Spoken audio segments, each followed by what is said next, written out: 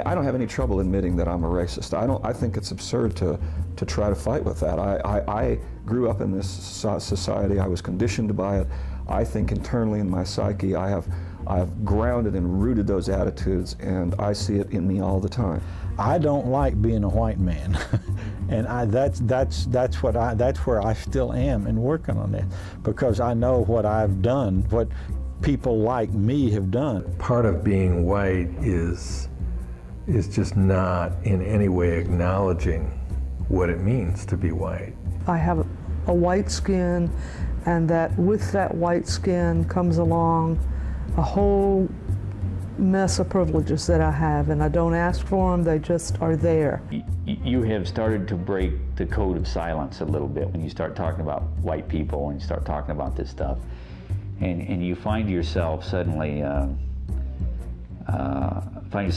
alone.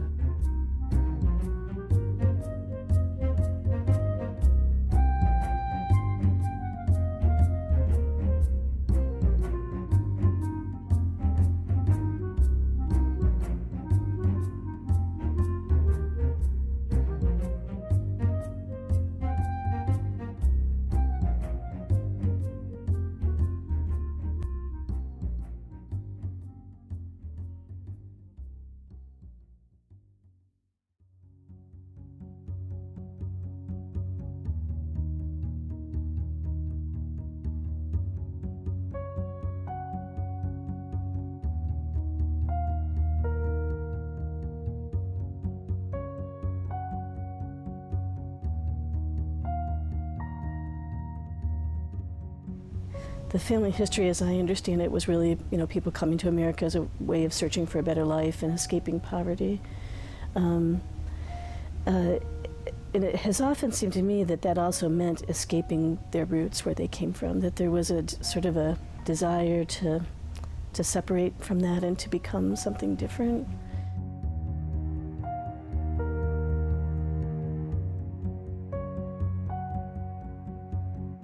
That I have Scotch-Irish ancestry with a little bit of German. I'm European, and I came over 250 years ago. My ancestors are from England and Germany. My ancestors are German and Russian and Scottish. In my father's side, it was Irish, and my mother's side, it was probably English, but I don't know a lot about her side. I'm French Indian. I guess you'd say I got a little Cajun in me. Ireland. Ireland. So do you identify as Irish? No, not really. I identify as an American. British, Scotch-Irish. Scotch, that's where my ancestors are from, supposedly, but hasn't had any impact on me. Doesn't mean anything. I think Pilgrims. When I think of where did I come from, I think Pilgrims, but no, but I'm sure somewhere down the line I am.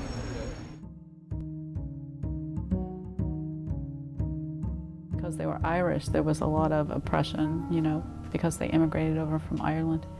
So I thought a lot about what that was like for them as Irish people, but I never thought about what it was like for them and when they became white.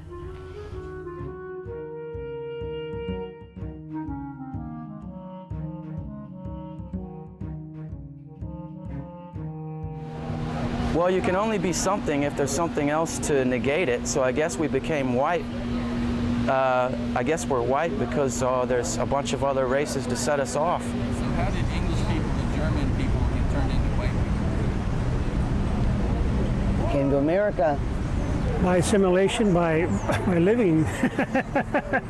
By living in the U.S. It's just the smorgasbord, I have no idea. I honestly have no idea. Do you know how they got turned into British and Scotch people? How those people got turned into white people? No. Have you ever thought about that? I'm not a history buff. I think culture did that over time. Like certain words that we use in our language are not our words, they're other nations, other words that come from other languages. How did the Irish get turned into white people then?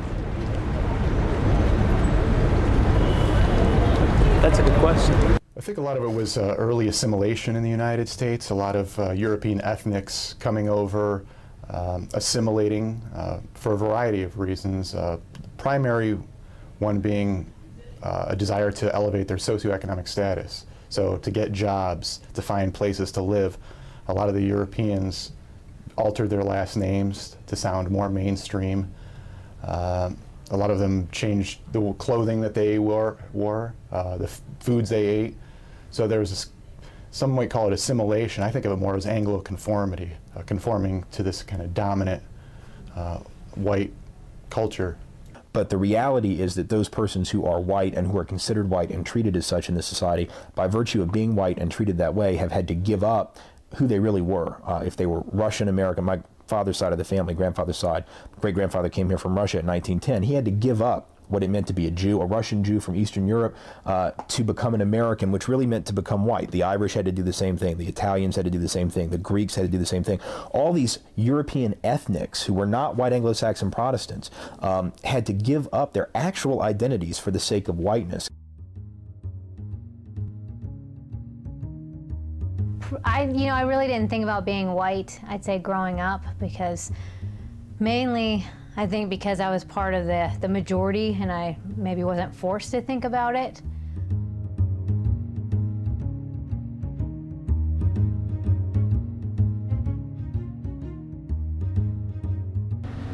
I don't think it means anything. It's just, some people might think it means better, but to me it doesn't mean anything but just the color of my skin, really.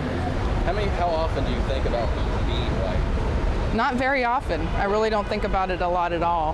Hardly ever. It's just me. Racially, do you see yourself as a white person? No, I see myself as a person. So do you ever think about being a white person? No. Probably not very often. Not really. Sometimes I got a lot of black friends. Sometimes we make jokes about it and everything, but not really. It doesn't matter to me whether I'm white, pink, or purple, or black. I don't care. Depends on the social situation. Sometimes I'll be the only white person in the room when it's reversed, when the tables are sort of flipped. How do you identify racially? Do you see yourself as a white man? I think that everybody is equal in the eyes of the Lord. So you don't see yourself as a white person? Not as much as most people. I think when it's all said and done, we're equal, and definitely inside and outside. But I don't know if I ever considered myself white or thought about it. At one point I'm sure I did, but I don't really have any recollection of when it was, which I think is a total reflection of whiteness, of never having to sort of contemplate why people treat you the way they do. To be white means to be a member of a dominant racial group in a society that I'd consider white supremacist. And to be white in a white supremacist society, not just a racist society, because that's almost too generic, to be white in a white supremacist society is to be able to have the luxury of oblivion, to be oblivious to the injustices, to be oblivious to racial privilege, to be oblivious, frankly, to one's own identity. So it is, in a sense, to be invisible to oneself. Well, I think to be white in this culture means to deny the reality of racism. And it means to deny the privilege that we have as whites. Most people who are whites don't want to accept that they are privileged because they are. People don't want to talk about being white because they know that at a deep level, even though they haven't even, some of them may not have ever talked about it with anybody or ever expressed it, they do know that they get a benefit from being white.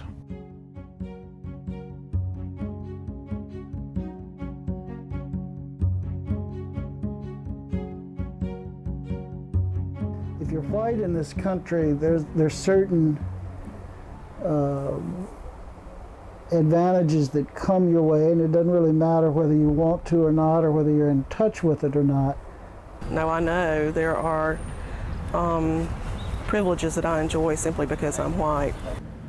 Every minute of my life, I'm aware of my white privilege, of the fact that I have a white skin, and that with that white skin comes along a whole mess of privileges that I have, and I don't ask for them, they just are there. There are things that come to me, that belong to me, that I'm given and that I expect just because I'm white, that I never wonder about, ask about, discuss. And that's the power of it, is that the privilege of expecting that I'm going to go to good schools and that I'm going to have choices no matter what, that there will always be a choice that will be probably pretty reasonable, that will work out pretty well for me. To me, it's about privilege. A lot of people get to walk around thinking that we live in a meritocracy and thinking that their own hard work is the only thing that's, responsible for their achievements. I think that it means, it has, and I think that it shapes everything.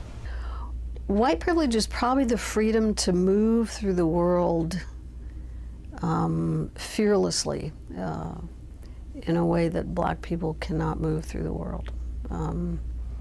That you can take advantage of opportunities with much less fear and an assumption that you'll be treated equally with all other white people. Part of it is not having to even think about it.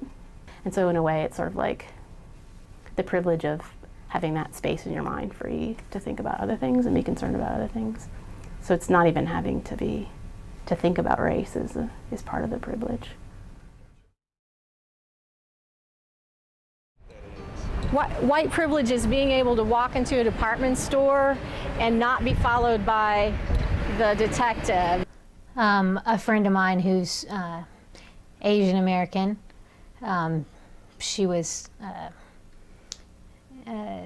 very unfairly treated at a department store. She was at a cosmetics counter, and she had bought something and it came with a free gift. So the woman at the counter put the free gift in the bag, and my friend didn't know that the free gift had already been put in the bag, so she had grabbed the one on the counter and put it in the bag unknowingly. Just as the sweetest woman, wouldn't hurt a fly. Just and they called the cops on her, and she was taken to jail and arrested. I put myself in the same position that she was at, and I know there's no way I would have been arrested. I know I would not have been arrested. It's the assumption that when you go to buy a car that you're going to have the money. Well, it's the assumption that when you go into a real estate office looking for a place to rent, unless you wear raggedy clothes, it's that you're going to want to go into this nice neighborhood. You basically get to say what you want to, be any way you want to. You get privilege. You don't have to work as hard. You can slack off in jobs and still get promoted and still not have to worry about somebody coming after you. So whiteness to me is about privilege and access to information systems and people and power that you didn't earn.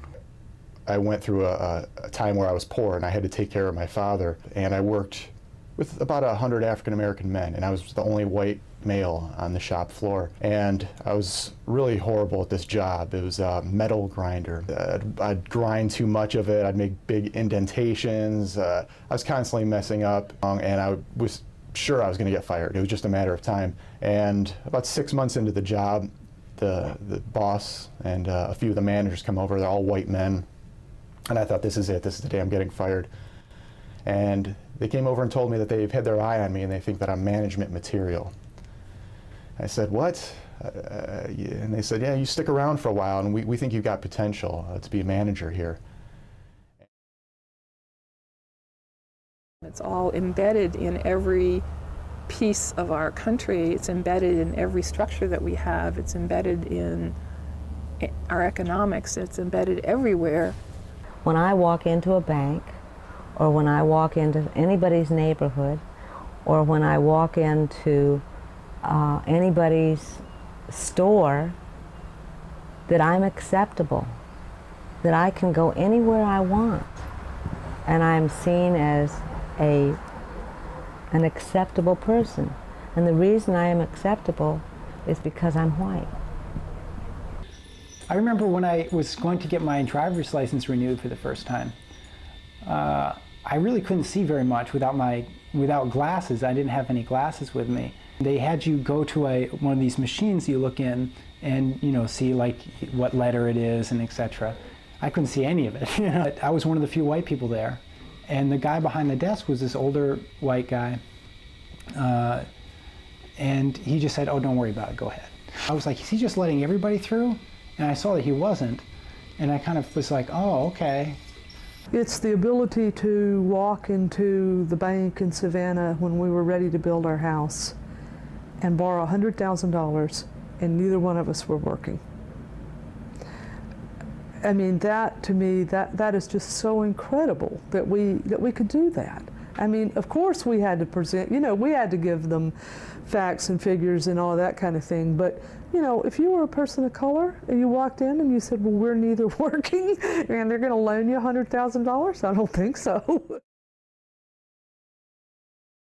Oh, simple things. I mean, from everything from the ease of getting a bank loan to knowing that I can drive just about anywhere in this city and not get stopped because of my color by the police. When I drive down the road and I get pulled over by a police officer, it's probably because either I've broken the law or I'm getting a flat tire and the police officer's going to tell me I'm getting a flat tire. Well, when I get pulled over, I don't get tickets, you know.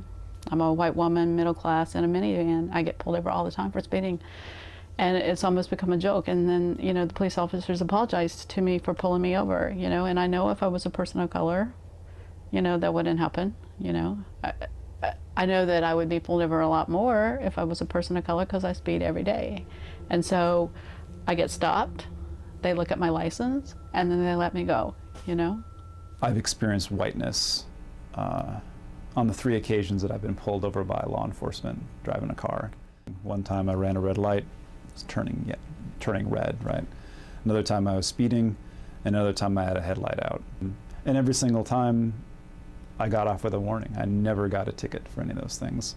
It was privilege and whiteness, therefore, that helped get me off. And I think for the average person, it would be whiteness that would allow me not to even have to think about why. I could get away and thinking, oh, I sweet-talked my way out of that. I did, but I was aided by the fact that I'm white. They're not going to do a body check on me. They're not going to rip my car apart looking for a reason to haul me in. I'm not profiled. That's white privilege.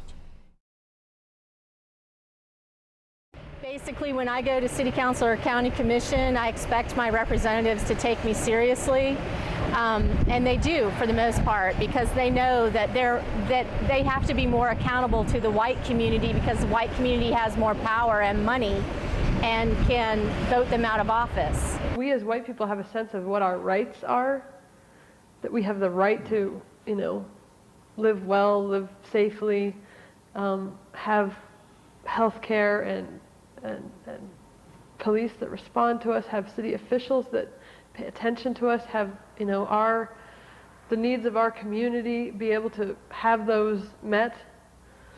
And I think that if you talk to people of color or look at communities of color, that does not exist for people. That idea of those rights.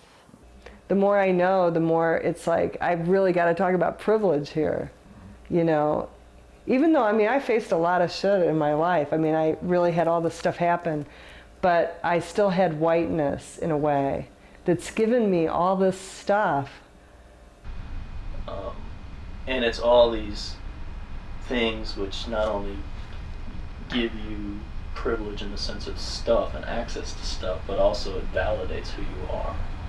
You know, so you have this feeling that, you know, I'm important, I'm worthwhile, that other people don't have. You know, they have to get it somewhere else. You know, they might get it from their family or what have you, but I'm going to get it from everyone, you know, with few exceptions. I was taught that you respected black folk, but not really as human beings, more like cats and dogs and cows. You wouldn't mistreat a cat or a dog in my family, and you wouldn't mistreat a black person.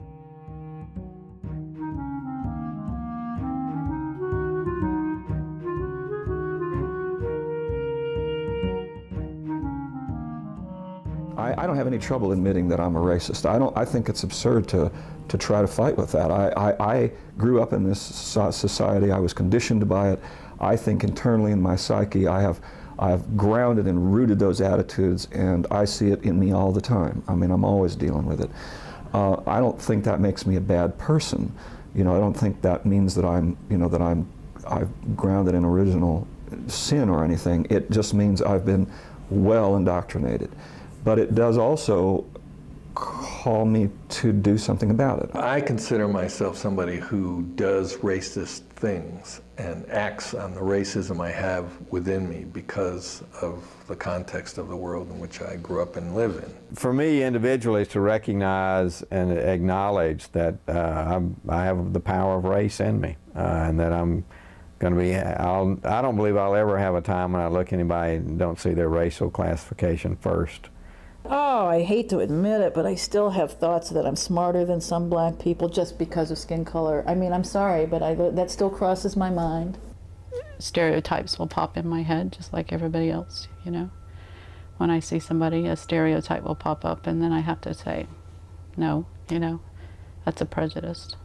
When I'm in a classroom of students, I'll tend to look at the white students more than I'll look at the black students. And when I realized I was doing that, I was shocked.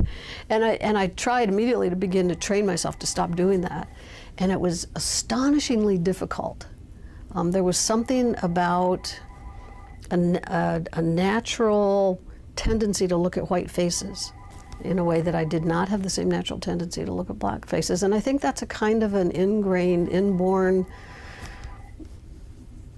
racism, is all I can think of it as. I remember I was talking with a young man named Sylvester, and he was saying, "You're racist." And I'm going, "I'm not." He's going, "You are." "I'm not." You know, we went back and forth like that for a while. And then I had to go get refreshments, so I said, "Hold on." And I went upstairs, and my mother turned to me, and she said, "Get a grip on yourself. You know, you're a white young girl, you've grown up in the racist society, you're racist, deal with it, move on." But that was, you know, that was an amazing gift that my mother gave me, because it allowed me to turn all of my defensiveness about it into, oh, well, maybe I am. Racism and prejudice are very different things.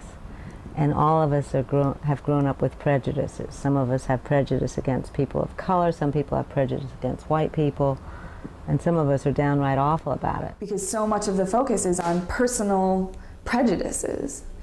That's how I think a large part of the U.S. population analyzes race matters, is between different groups of people. Well, I think it works the same way. If black people feel that white people can be racist towards them, I don't see any difference between a black person being racist towards a white person. In high school, the high school I attended was probably 60% black, 40% white, and being white and in a majority black class, I was picked on and teased for that. So. Sometimes you come across people that feel because of what had happened in the past that we're held responsible. I'm 30 years old, I wasn't around when that was happening. I know what it feels like to be subjected to anger for something that I personally never did. If we're in the wrong place sometimes, it's obvious that we're in the wrong place, we're the wrong color to be in that place, you'll hear a comment, you'll hear some things that's not so nice, that you would never think that you would hear. You're a little too white to be in this neighborhood. When I was teaching, I was not privileged because I had to interact with a lot of stereotypes about white people, and I had to deal with them on that level, but I was privileged in the sense that I got the job in the first place. I think that one of the key things to understand about racism is, you know, like Malcolm X said, racism is like a Cadillac. There's a new model every year, you know, and you know racism is a dynamic social construction, so it's always changing, it's always mutating. So people that say, well, there's no racism anymore, they're referring to racism as it existed in, you know, 1950 or 1920 or 1910. Racism permeates every aspect of our society, and it's made, you know, a world that we live in that's very unequal. It isn't what you personally did or did not do. And I think that's such a hard leap for white people to make, is like, it isn't something that I personally did, but it's something I personally have to work against. It ain't just a matter of who I am as a person or what I think or feel about other people. I think there's a hierarchy in our country that's based very clearly on skin color and on people's perceptions of what race you're in. And white are at the top and black are at the bottom, and Asian and Native American and people of sort of light brown hue are in the middle, and Latinos are down, you know, and then blacks are at the bottom. Racism is not simply about how we get along on an individual level, but it has to do with who has institutional and social power. White people have the political and social power in our society, and that is a given. And if you look at if you pick apart social and political situations, you can see that very clearly. I think it's quite obvious. Whites get privilege and experience the advantage of being in a system that thinks white is better than, you know, than folk of color, and so there's all this unearned advantage that's going on all the time. Particularly in a society like the United States, it's hard to confront racism unless you understand how, if you're racialized as white, you benefit from racism. Just because I am white and have these privileges, I participate in a racist system.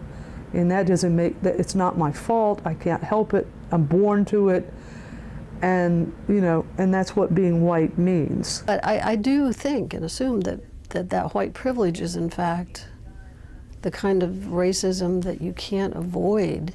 All I gotta do is sit down and close my eyes and things are gonna just move forward in white interests, and there's a way in which I'm complicit, I collude. I don't say anything, I don't do anything to stop it or challenge it. And in that way, I really do think that's how racism works, and that's a way in which I'm racist. And the difference now is that I don't try and prove to anyone else or even to myself that I'm not racist. I sort of assume that, know that, and get on with doing anti-racist work as best I can. I believe that the very depth of understanding racism is understanding that process of us becoming white, you know, historically us becoming white, and exactly what does that mean to be white, and how much of our humanity that we've lost. Because I think that the only way that whites can truly regain our humanity that's lost to the degree at which we've bought into white is through doing anti-racism work in anything that we do.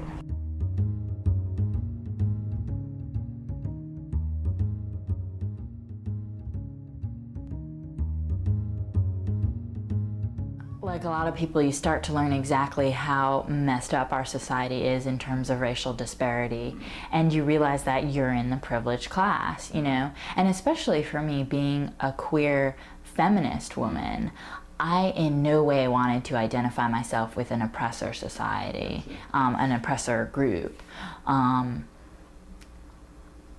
that was really hard for me. But calling myself white, that's been hard to actually say I'm a white person. It took longer than me recognizing that I was a white person, you know what I mean? Yeah. To go around and say I'm white. Yeah. Get comfortable with it. Right, with that. Like I was aware that I was white, you know, through this whole process, but it's, you know, it's been a process of being able to say all the time, you know, I'm a white feminist. It's taking the onion and it's unpeeling the onion, you know, of how racism permeates everything around us. I am white. I am, you know, middle class, English speaking, and seeing that as tools that I can use, and also claiming my identity communally as part of this white community, and seeing that, you know, the work that I need and want to be doing is in the white community. What we have got to do is use the power that we have because of the privilege to kind of tear down those things in the system that hurt other people. For me, I haven't been able to give up white privilege because you can't until the system is eradicated. It's going to be there. But by struggling against it, by fighting against it, by consciously making a decision to turn against it, I can release myself. I can say to myself, you know what, I'm still receiving these benefits and that's horrible, but at least I'm out there doing something about it. And so there's a sense of freedom. There's a sense of being, of really claiming my humanity. As a white person, I have leverage. It's kind of funny because as a poor person, I never had leverage, but as a white person, I have leverage. And a woman, I didn't have much leverage either. But as a white person, I have leverage among other white people. They take what I say as being more valid. It doesn't seem self-interested to them. I mean, I have connections with the judge. I have connections with the guy in the back. I have connections everywhere with people that have power who can make decisions around policy, you know, procedures, just all kinds of things. So at that level, I can use my influence. What has been a challenge for me, and where my greatest challenges have been, is on how I can personally use the positions that I'm in to help to change the institutions in ways that make it possible for them to really be allied with communities of color and accountable to communities of color, and where people who come to work in those institutions can begin to come into them without feeling like they have to code switch, or without feeling like they have to put on another persona in order to survive. There's this whole world out there that I had no idea about. And as far as I can see, people of color, the ones that I have been close to, and the communities that I've been around, have a lot more figured out about how to be human beings than white people do. I think because we're cast as oppressors, we've had to get rid of a lot of pieces of ourselves that are human, and it's deadened us to a lot. I mean, it's deadened our sympathies and our empathies and our heart to other people. I think that not knowing that you come into this world with all this privilege makes us, you know, doesn't make us good people, in the sense that it doesn't make us, I'll take that back, doesn't make us the people we could be. It takes away from who we really are as true human beings when we start applying when you start benefiting from something that you didn't earn and you don't acknowledge and you don't do something about. If you're going along with the status quo and you're not doing something to make change, you're part of the problem. And I think a lot of white people don't want to have that discussion. When we pretend that our school systems are okay and that the criminal justice system is okay and media depictions are okay, and we just go along with it, we are part of the problem. If I do nothing in this world, because it is set up for me and mine, and because the systems operate for my benefit, then I am perpetuating that system. I am letting it go on. And I am benefiting every day from it.